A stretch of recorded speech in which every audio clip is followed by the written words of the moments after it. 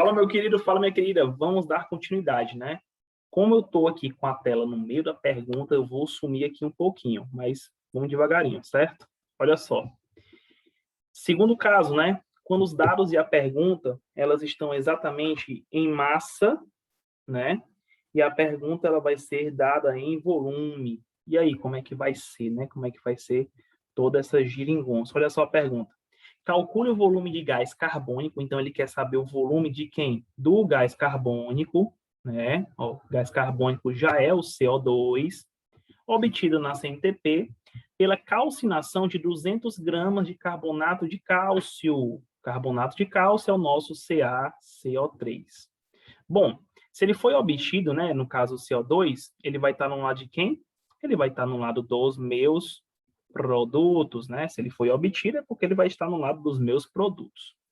A calcinação, quem foi que sofreu essa calcinação? Foi o carbonato de cálcio. Então, eu vou colocar o carbonato de cálcio bem aqui. Pela lógica, carbonato de cálcio se transformou em CO2 e óxido de cálcio, né? Porque vai fazer mais sentido. Desse lado aqui eu tenho o cálcio e o CO3, desse outro lado eu vou ter o CO2 e eu vou ter o CaO, tá? E agora, choro? Fico feliz? Vou ficar feliz, claro, né? Vai ser importantíssimo eu saber resolver isso aqui. E você também vai conseguir resolver. Então, a primeira coisinha que você vai ter que saber, de quem está falando a questão. Montamos a equação, não precisa balancear, porque todo mundo aqui está na mesma proporção, ó, 1 para 1 para 1, né? E aí, o que é que vai acontecer? Se eu for calcular, primeiro ele falou de quem? Ele falou do gás carbônico, né? Aqui, ó, o gás carbônico. E aí ele falou da calcinação de 200 gramas de carbonato de cálcio. Se nós formos calcular, né, a massa do carbonato de cálcio, 40 mais 12 mais 16, que multiplica 3, né? O que é a massa de cada um? A massa do cálcio, a massa do carbono e a massa do oxigênio multiplicado por 3, que vai dar exatamente 100 gramas, certo? Só que o seguinte, ele não quer saber o volume de gás carbônico, aí tem um detalhe importante, CNTP. O que é a CNTP? Quando fala na questão de CNTP, o gás que está sendo mencionado, como no caso o gás carbônico, ele tem que obedecer algumas regrinhas. Por exemplo, a pressão tem que ser 1 atmosfera, o volume obrigatoriamente vai ser 22,4 litros e a temperatura vai ser exatamente 0 graus Celsius, né? Eu sempre coloco esse zerozinho aqui, mas é 0 graus Celsius, tranquilo? Então, é importantíssimo você saber dessa regrinha aqui. Se ele falou que está no volume, né? Então, isso implica dizer que o volume do CO2 aqui na CNTP será 22,4 litros. Só que ele quer o quê? Ó? Calcinação de 200 gramas de carbonato de cálcio. Então, ó, 200 gramas está para quanto? Ó? Porque ele quer saber o volume, multiplicando o meio pelos extremos, 100x vai ser igual a 200, que multiplica 22,4, que vai dar exatamente para a gente 4.480. Se eu dividir 4.480 por 100, eu vou ter exatamente 44,8 litros de quem? De CO2, tá? Vamos para a nossa próxima questão. Vamos perder tempo, não. Quando os dados e a pergunta estão em volume, olha só, um volume de 15 litros de hidrogênio, medido a 15 graus Celsius e 700 milímetros de mercúrio, que no caso seria a pressão, reage completamente com cloro. Qual o volume de HCl produzido na mesma temperatura e pressão? Então, ele diz que o HCl vai ser produzido. Olha aí, ó. Então, o HCl ele vai estar no lado dos produtos. Tá vendo como é fácil? Só fazendo a leitura você consegue resolver tranquilamente. E aí ele diz que tem um volume de 15 litros de hidrogênio, medido a 15 graus Celsius, 720 milímetros de mercúrio, reagindo com cloro. Então, eu vou ter os dois na forma gasosa. H2 mais Cl2. E aí, montando a equação, o que a gente vai ter que fazer agora? Balancear. Utilizando o método Marshall, né, como foi explicado, primeiro são os metais. Não temos metais, logo em seguida usa metais. Nesse lado aqui eu tenho cloro, são 2 cloros. Desse outro lado eu tenho apenas um. Eu faço o quê? Coloco 2 aqui na frente. Logo em seguida eu vou procurar o carbono. Não tem. E os hidrogênios? Tem 2 hidrogênios aqui, 2 hidrogênios também.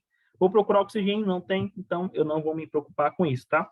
Então fica 1 para o hidrogênio, 1 para o cloro e 2 para o ácido clorídrico que vai ser formado.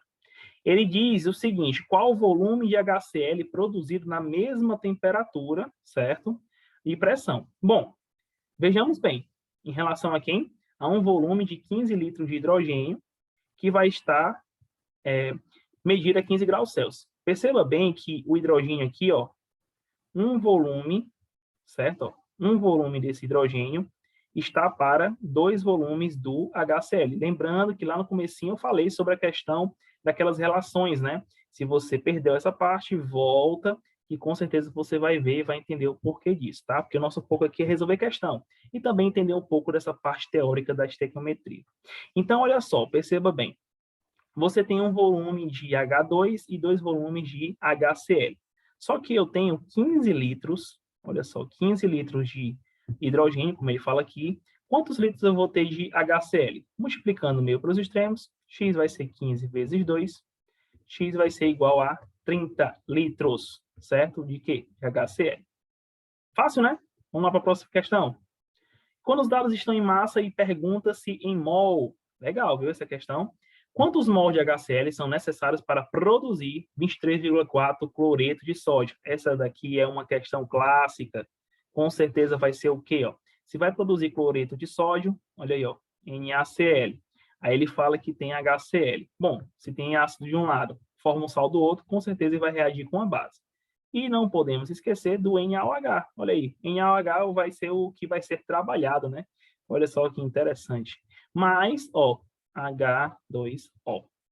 Então, isso implica dizer que é o seguinte, ó, quantos mols de HCl são necessários para produzir 23,4 gramas de cloreto de sódio? Primeira coisa que a gente tem que saber é qual é a massa do NaCl, né? A massa do NaCl. O Na, né, tem uma massa de 23, como a gente vê aqui na própria questão, né? E o Cl tem 35,5. Isso implica dizer, então, que 23 mais 35,5 vai dar 58,5 gramas, né? Porque ele está falando de grama em relação ao cloreto de sódio. E aí, 1 mol de HCl equivale ao quê? A 58,5 gramas de NaCl. Se eu tiver 23,4 gramas de NaCl, quantos mols de HCl eu irei produzir? Então, 58,5x é igual a 23,4 gramas.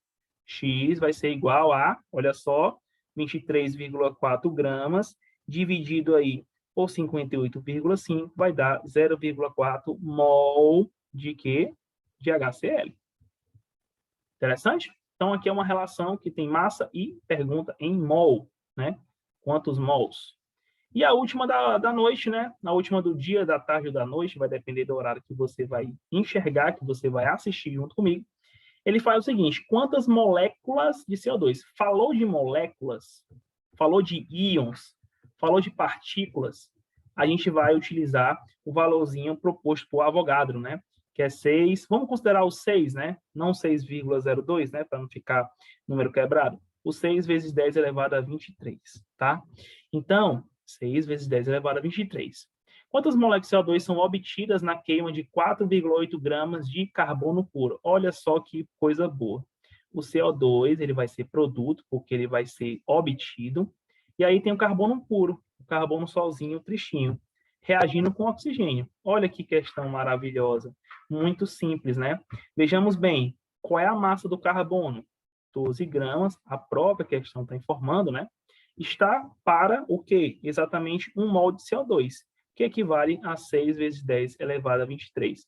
Lembrando que 1 mol, tá? Uma unidadezinha que a gente utiliza na própria química, né? Unidade de medida, é 6 vezes 10 elevado a 23. Se 12 gramas de carbono vai produzir 6 vezes 10 elevado a 23, se eu tiver 4,8 gramas, vai produzir X. Multiplicando o meio pelos extremos, 12x vai ser igual a o quê?